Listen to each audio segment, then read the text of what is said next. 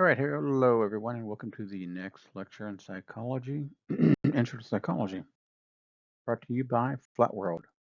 And what we're going to talk about in this class is the development changes across our lifetime. This is going to be part one of a two-part lecture, part A. All right, so let's talk about prenatal development. So this is a stage that begins at conception and continues until birth. During this period, the fertilized egg develops into a fetus, undergoing significant growth and development. It's divided into three main phases: the germinal stage, which is the first 2 weeks, the embryonic stage, which is weeks 3 through 8, and then the fetal stage, which is week 9 till birth. After that, once birth has occurred, the child is in infancy, which is birth to 2 years, and infancy is a period of rapid physical, cognitive, emotional growth. Infants still learn to crawl, walk, and talk during this time. They also develop attachment bonds with their caregivers, and they begin to explore their environment. This is where they lay out that foundation for future learning and relationships. After that comes childhood, which is 2 to 12 years. And childhood is divided into early childhood, which is 2 to 6 years, and middle childhood, which is 6 to 12 years.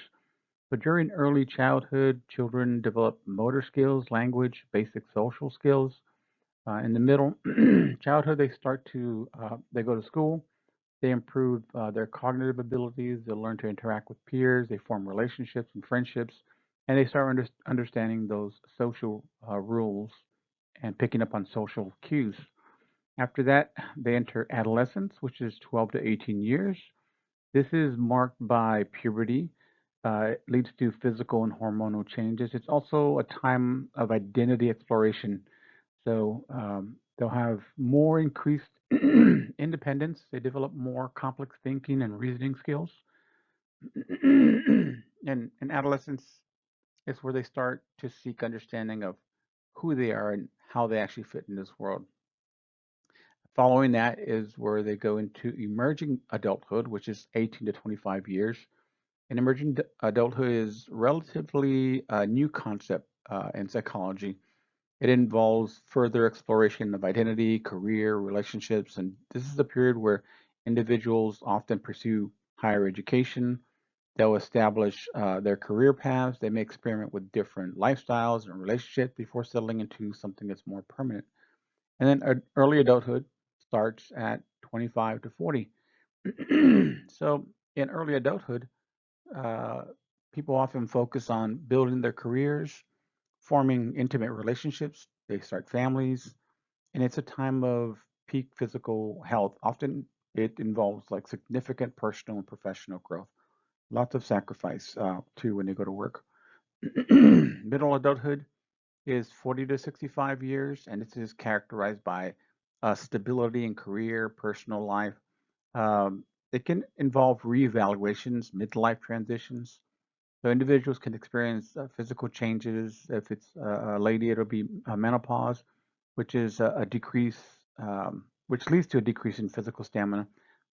But that also happens to men, the decrease in physical stamina.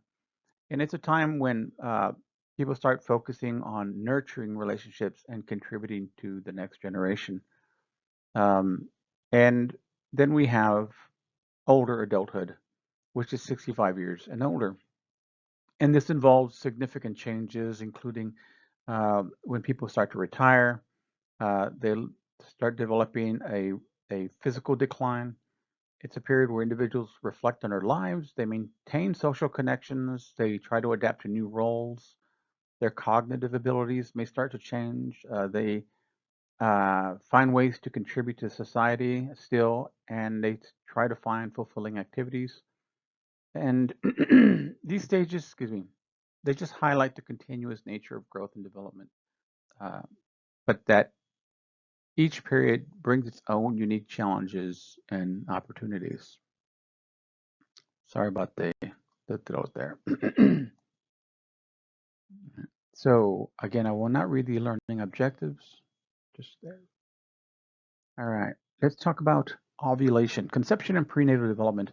So ovulation is a part of the menstrual cycle. So it's when a mature egg or an ovum is released from one of the ovaries. And this typically happens around the middle of the menstrual cycle. So once that egg is released, it travels down the fallopian tube, and that's where it's available to be fertilized by sperm.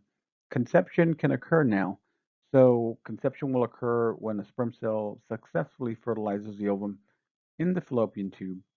And then if the egg is fertilized, we then call it a zygote. And what happens after that? Once it becomes a zygote, it starts dividing and it develops as it moves toward the uterus, where it starts to implant itself in the uterus, where it'll eventually grow into a fetus. So these processes, these are the initial steps in the creation of new human life. Let's talk about conception. So conception happens when the sperm cell, again, fertilizes an ovum. We said that it fertilizes it in the fallopian tube, and then it's called a zygote. Let's talk what happens during this time. Once you have the fetus, you go into what's called prenatal development, and that's the process that occurs during those 9 months of pregnancy. And we divide those up into three main stages, right? The first stage is the zygote, and that's the initial stage right after fertilization. So the zygote begins to divide, it differentiates as it travels toward and attaches itself to the uterine wall. The second stage is called the embryonic or embryo stage, and this is from week 2 to week 8. This is where the baby's developing, and again, we call it an embryo. This is where the foundations for all the major organs and structures are being formed. And then the third stage is the fetus stage, which is 9 weeks up until birth. And we call this developing baby a fetus. It's a stage where the baby is dramatically growing and it's further developing. The structures and organs are differentiating more, and uh,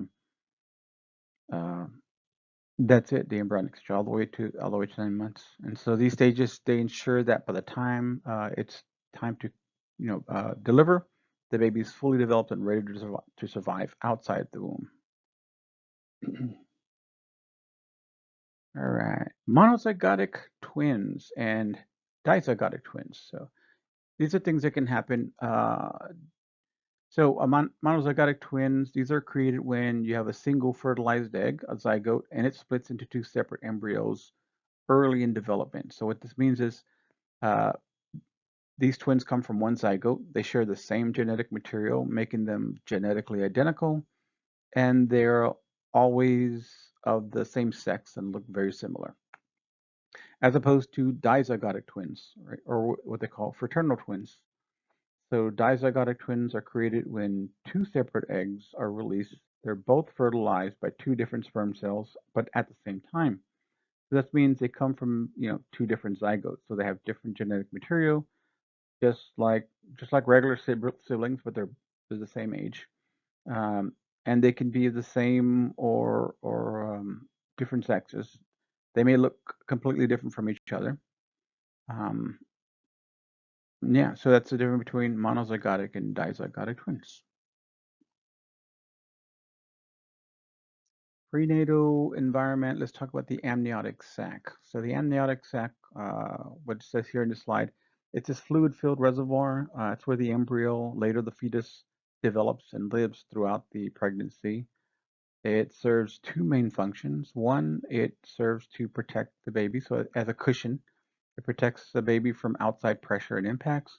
It also helps regulate temperature. That way you keep the baby warm and safe. And it has a placenta that actually is an organ. And what it does, it forms in the uterus during pregnancy, but that placenta has some functions to help the child uh, attain nutrients, right? Have nutrient exchange. It also allows oxygen to pass from the mother to the baby. It also provides protection because it filters out harmful substances to the baby.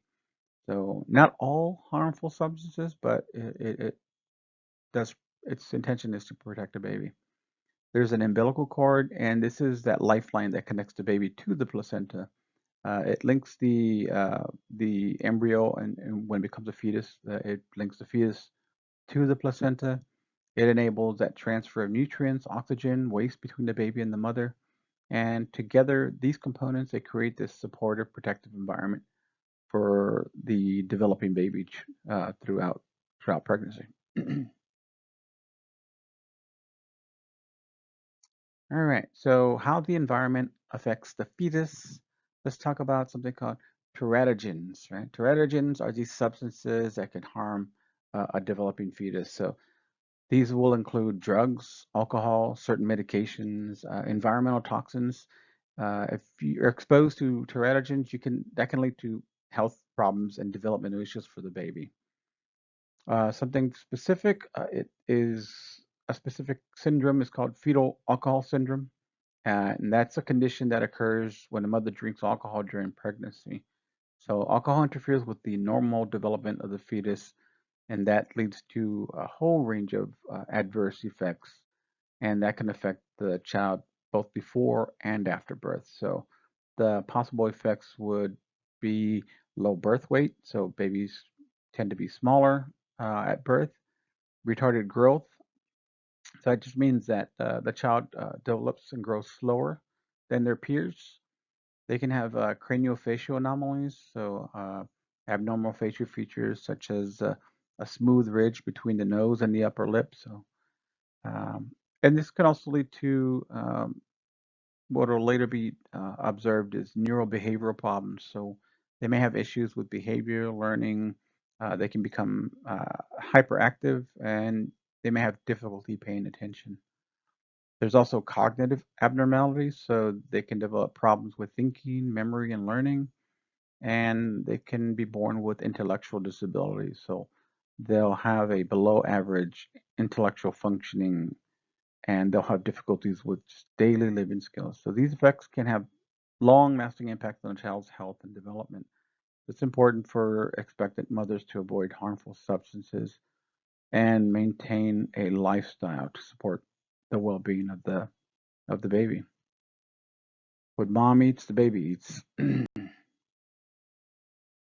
right, let's talk about epigenetics. All right, so let's explain what epigenetics is. First, starting off with the genome. So the genome is this complete set of genes present in cells of an organism. It contains all the information needed to build and maintain that organism. Um, we can talk about nature versus nurture, which means that when we talk about nature, that refers to the genetic makeup we inherit from our parents, while nurture refers to how the environmental factors and our experiences influence our development. So both nature and nurture work together to shape who we are as we grow into adulthood. Um, it'll affect our physical traits, our behaviors, our overall development. And epigenetics happens to be a process that makes the nature-nurture relationship even more complex. So what it does, it involves changes in gene function that can be passed down to future generations.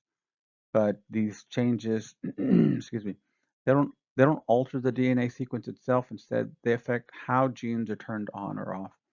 And often this is done in response to environmental factors. And I think that's really fascinating. I was going to say cool, but no, that's very fascinating. Okay, takeaways. I'm not going to read these slides. You can read these.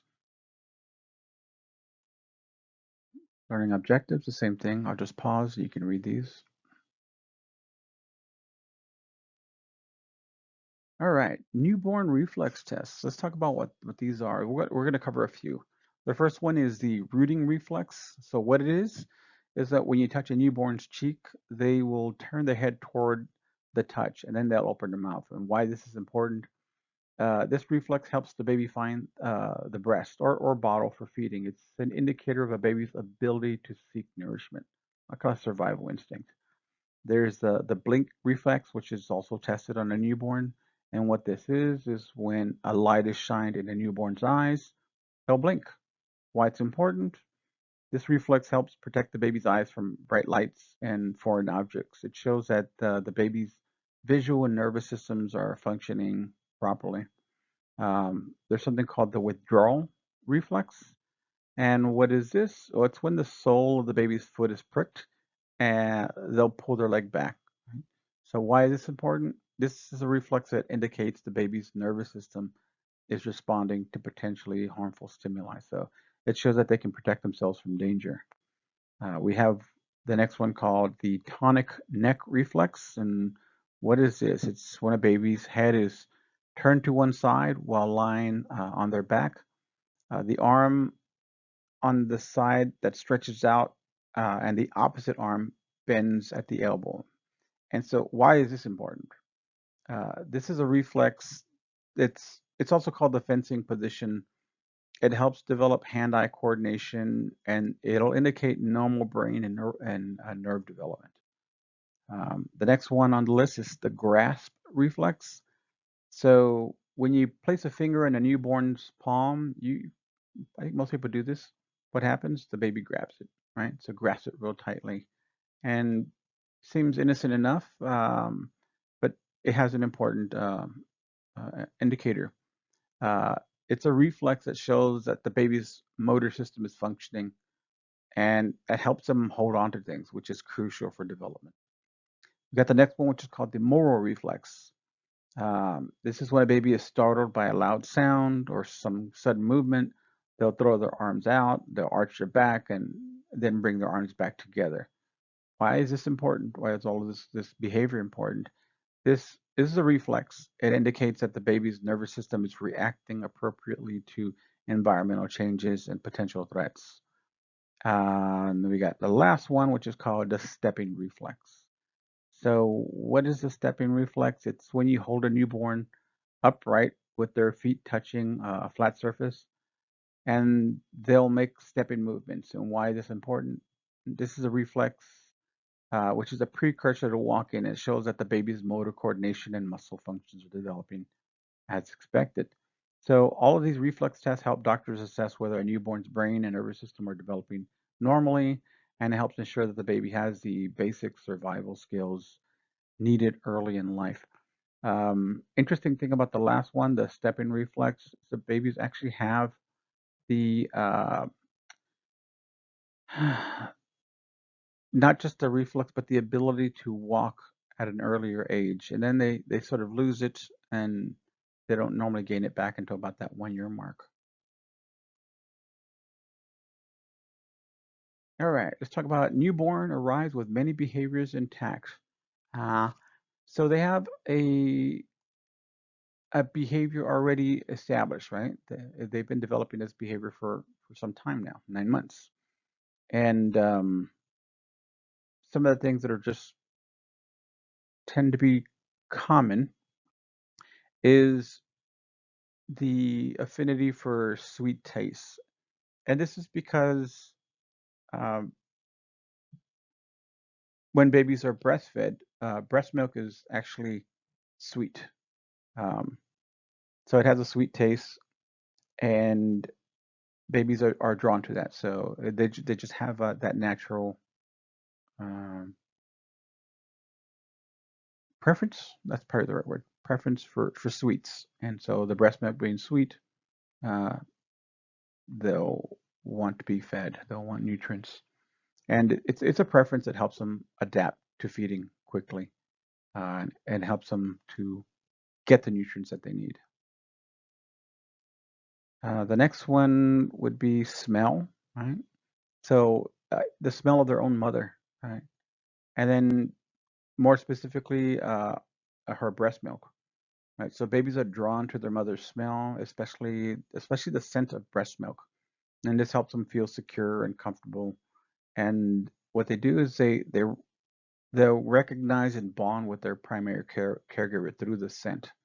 So this is where behavior is reinforced affectively. So listening to higher pitched voices, like a mother's voice tends to be higher over the lower pitched tones like of the father. Newborns tend to pay more attention to higher pitched voices like the mother's voice. So these voices are often more soothing and easier for babies to hear because they're similar to sounds that they've heard in the womb. So this preference helps them learn language and feel reassured by familiar sounds. So these are preferences that babies are born with. It shows how babies are wired from the get-go to connect to their mothers and adapt to their new environment. So It helps support their development and early bonding experiences when they're young. A lot of stuff happening, right, during that first time.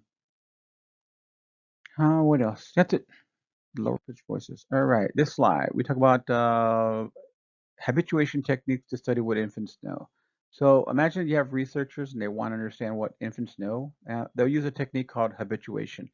And this is how it works. So first, there's a stimulus. And what researchers do is they'll present some stimulus, like showing a baby a red ball repeatedly until the baby gets used to seeing it. And this is a process called habituation, where the baby becomes less interested or responsive to the stimulus over some time because it's familiar. Then you have a second stimulus. So after the baby has been habituated to the red ball, meaning they're no longer showing like a lot of interest or they're responding to it, researchers will then show a different stimulus, like a blue ball, and they'll look to see if the response increases. So if the baby suddenly shows more interest or responds differently when they see the blue ball compared to the red one, this suggests that the baby can tell the difference between two stimuli. So what this shows, it shows an increased response uh, that the baby can recognize changing from something familiar, which was the red ball, to something new or different, which is the blue ball. And what habituation technique helps researchers understand is what babies understand or what they perceive, because it shows whether babies can distinguish between different stimuli based on those responses. So again, a baby who's showing a heightened reaction to some new stimuli after being habituated to an old one just means that they're aware of the difference between the two. Um, and this provides that basic but valuable insight to the cognitive abilities and obviously their sensory perception.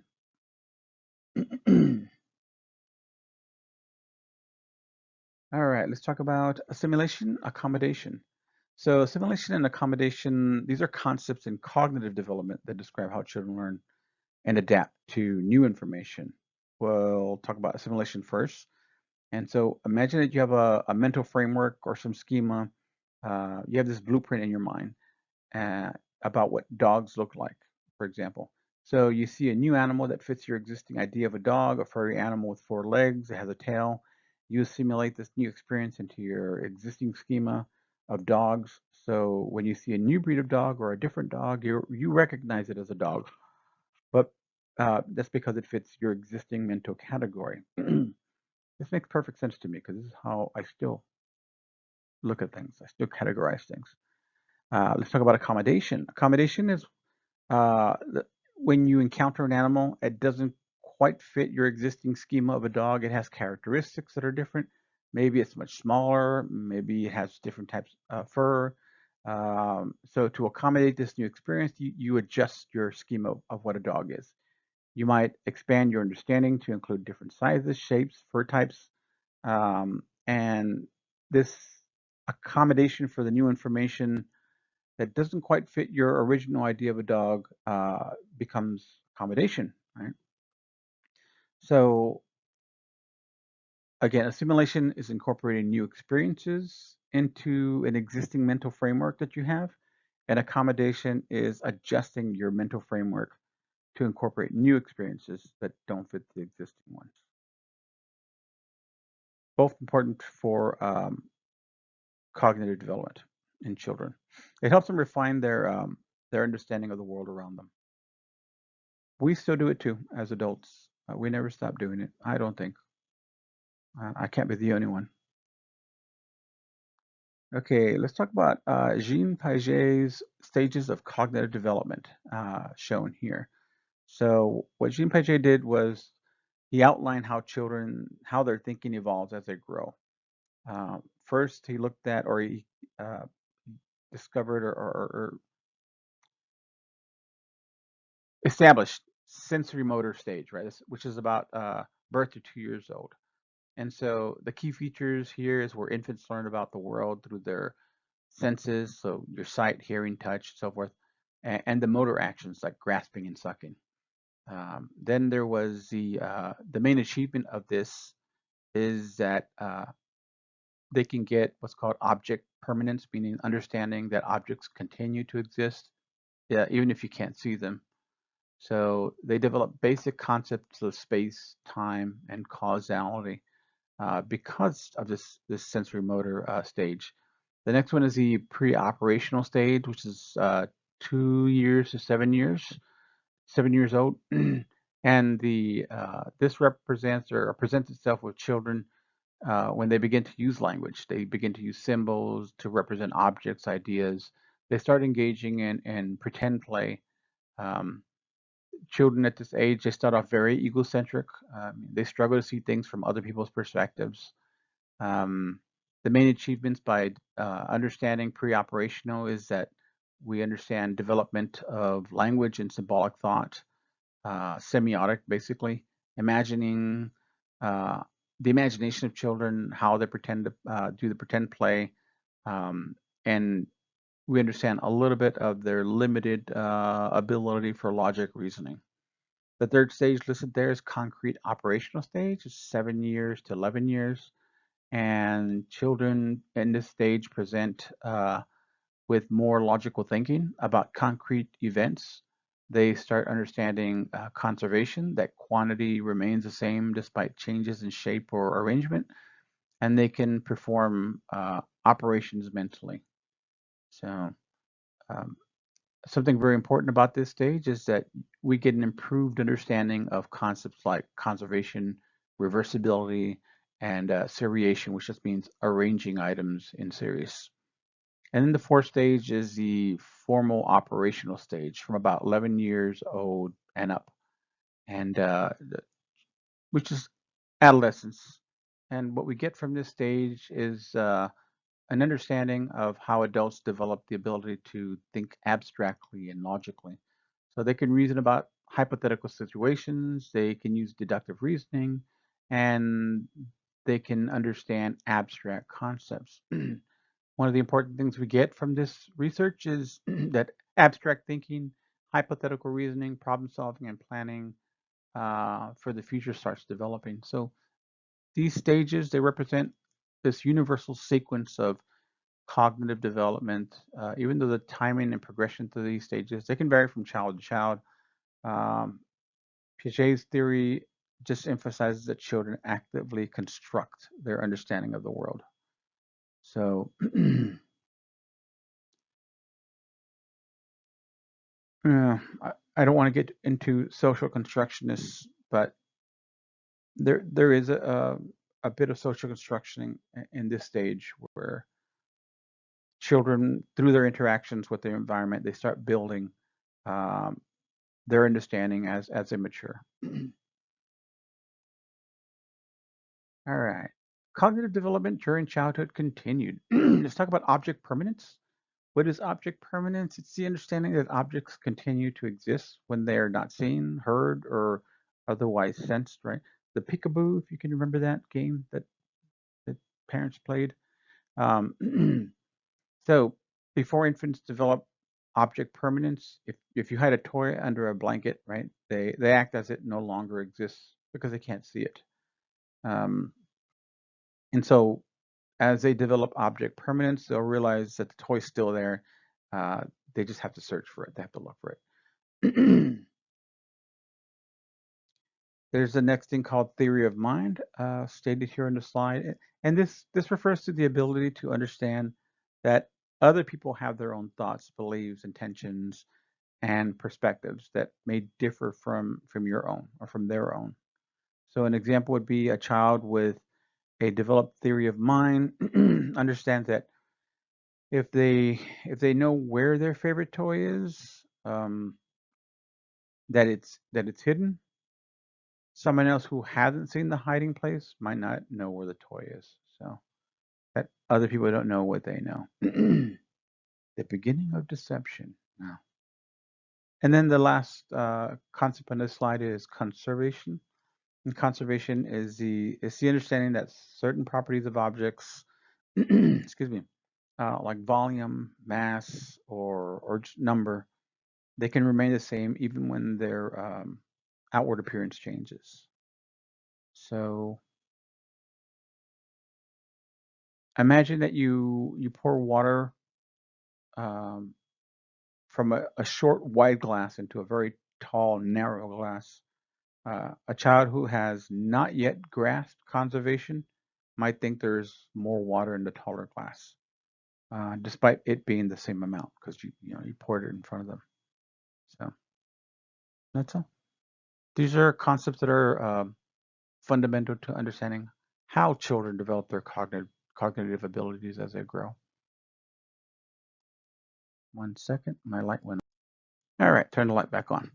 Let's talk about an explanation of attachment research and the work of Harry and Margaret Harlow, right? As well as Margaret and Ainsworth. So attachment is this strong need to be close to the primary caregiver. It refers to the emotional bond that forms between an infant and their primary caregiver, and that's typically the mother or another caregiver who provides consistent care and comfort. I'm turning around.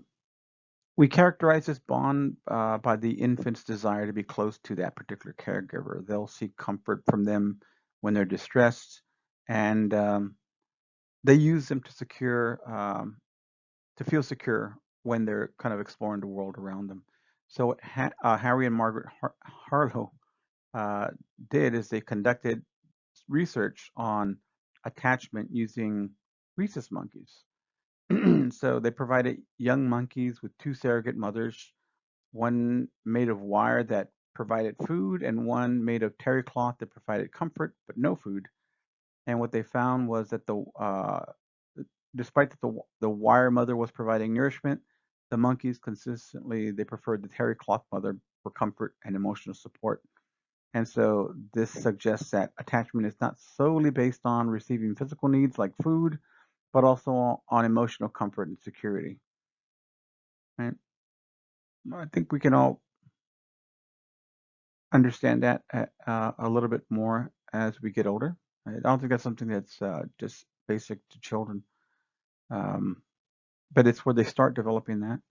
Right? And the implications of that work, it challenged previous theories that emphasize feeding as the primary basis for attachment. So it highlighted the importance of emotional bonding and comfort in the attachment relationship, and what this showed that infants have a social and emotional need beyond just the physical care. Margaret Ainsworth, she advanced attachment theory through her research. She worked with the development of a strange situation procedure. And the strange situation research involved observing infants' reactions in a controlled laboratory setting. It involved separations and reunions with their mothers, interactions with a stranger, and then opportunities for exploration. So, what the assessment of attachment styles uh, showed was that through strange situation, Ainsworth was able to identify different patterns of attachment in infants. And so one of them was called secure attachment. And this is where infants show distress when the mother leaves. So they seek comfort when she returns, and and they're easily soothed when she returns. There's another one called insecure avoidant attachment. And this is where infants show little distress when the mother leaves and avoid her upon return.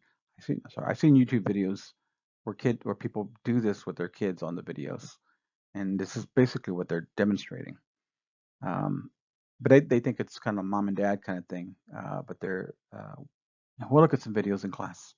There's another one called insecure resistance. This is ambivalence, right? Attachment. So infants, they're anxious even before separation. This shows like a real intense distress when the mother leaves, and they're difficult to soothe upon her return. So they're always anxious. There's another one called disorganized attachment, and this is where infants show an inconsistent or contradictory behavior. Uh, so they often indicate a lack of organized strategy for dealing with stress. They're kind of all over the place. So what Ainsworth did, or her work did, was provide this framework for understanding how differently early caregiving experiences influence the development of these attachment styles. So this in turn impacts the child's social and emotional development throughout their life cycle. throughout their life. Uh, Sorry, I'm an engineer.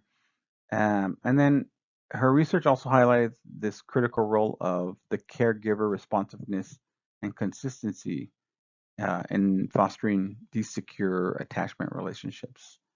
So makes me think of kids in foster homes, especially children, babies who haven't we haven't actually been able to look at their attachment style, or if they even have one.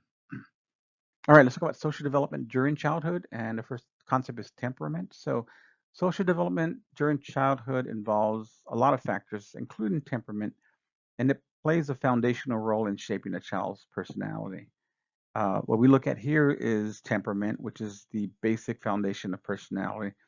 It's usually assumed to be biological, and it presents early in life. It refers to an innate biologically based traits that influence how individuals interact with, excuse me, and how they respond to their environment. So these traits, they're typically evident in early life, and again, they form that foundational element of a person's personality. Um, and there are some key characteristics to temperament. One of them being their energy level. And it just shows how active or energetic a child tends to be. Some children are just naturally more high energy and active, and others tend to be more calm and subdued. There's the emotional responsiveness, and this looks at how intensely and how quickly a child reacts emotionally to situations and stimuli. So some children may be more easily upset or excited, while others remain more even tempered. Um, we can look at the characteristic of demeanor, and this looks at a child's general manner, like or their behavior, their overall style. It includes things like how outgoing or if they're shy, um, and their overall approach to social interactions. They tend to be like refrained, or are do they face them head on? Mood. I think I mentioned this already. Um, this refers to the predominant emotional state of a child. Uh, some children can be generally cheerful and positive, while others may be more prone to negative moods or fluctuations in mood. And then there's this willingness to explore a characteristic, which looks at a child's curiosity, their eagerness to engage with new people, new places, experiences, and what some children may be is more adventurous. They may be more willing to explore surroundings, while you have others that are more cautious and more hesitant to do anything. So temperament, by looking at all these characteristics, we can see how it influences children's perception, how they respond to social interactions, how they'll respond to challenges and relationships. It How they react to the environmental factors, how they interact with environmental factors, and how they respond to different parenting styles, cultural influences, early experiences to the child's like overall personality development. So a child's temperament can help caregivers tailor their approach to parenting, and that'll support the child's social and emotional growth. Almost done with the slides. All right, longitudinal and cross-sectional research design. So let's talk about longitudinal and cross-sectional. Longitudinal research just means that it involves studying the same individual or group of individuals over some extended period of time, often years or decades. So you look at the same people in first grade, second grade, third grade, fourth grade, and so forth, with the same individuals.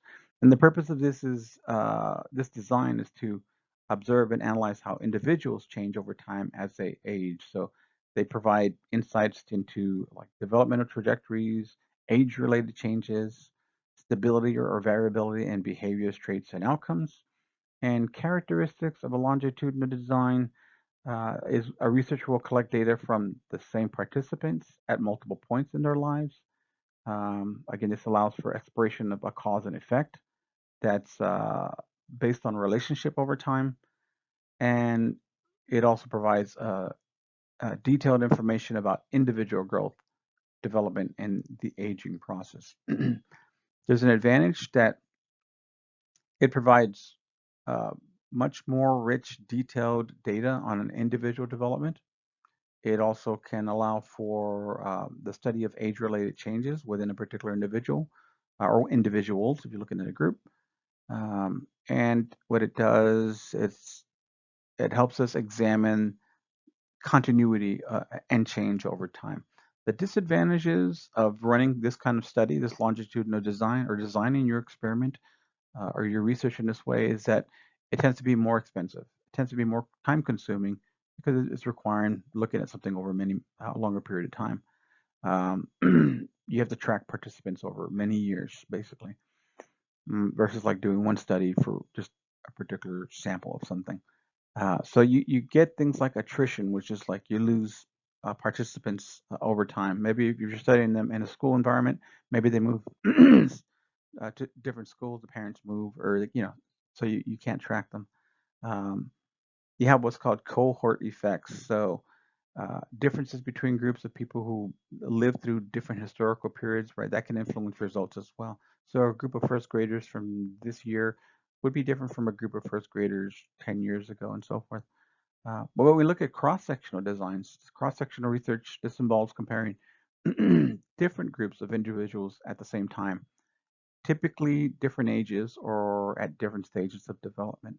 And the purpose for this would be to provide a study that aims to gather information about differences between age groups at a specific point in time. So they provide like these snapshots of development across different age groups.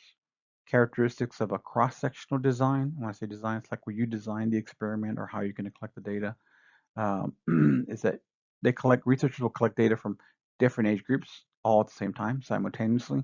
Um, and this allows them to gather data quickly, and they can have immediate results. They're not waiting for an individual to grow over several years. And what this provides is insight into age-related differences in behaviors, traits, and outcomes. There are advantages to this as well as disadvantages. The advantages are that it's relatively easy and quick to conduct compared to a longitudinal study, right? Because that takes a long time. It provides insight into age differences across different stages of development, and it can be used for initial explorations or to develop your initial hypothesis. Again, just like anything else, there's advantages and disadvantages. And so the disadvantage would be that you can't access individual changes over time.